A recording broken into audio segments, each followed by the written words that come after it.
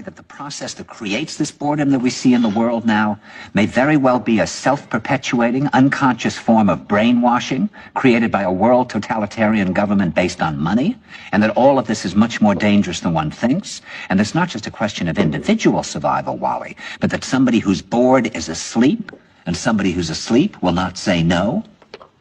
See, I keep meeting these people. I mean, just a few days ago, I met this man whom I greatly admire. He's a Swedish physicist, Gustav Bjornstrand, and he told me that he no longer watches television, he doesn't read newspapers, and he doesn't read magazines. He's completely cut them out of his life because he really does feel that we're living in some kind of Orwellian nightmare now, and that everything that you hear now contributes to turning you into a robot.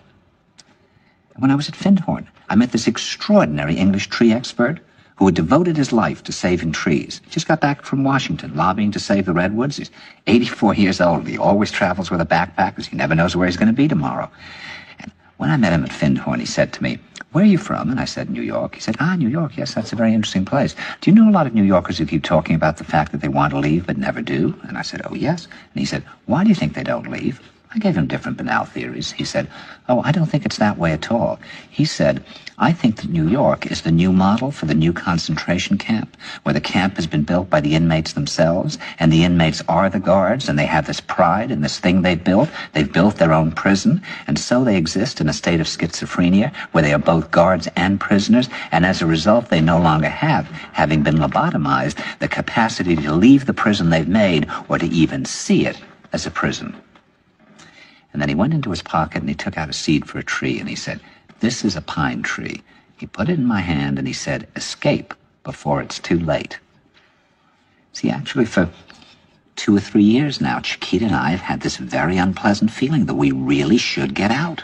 And we really feel like Jews in Germany in the late 30s. Get out of here. Of course, the problem is where to go, because it seems quite obvious that the whole world is going in the same direction.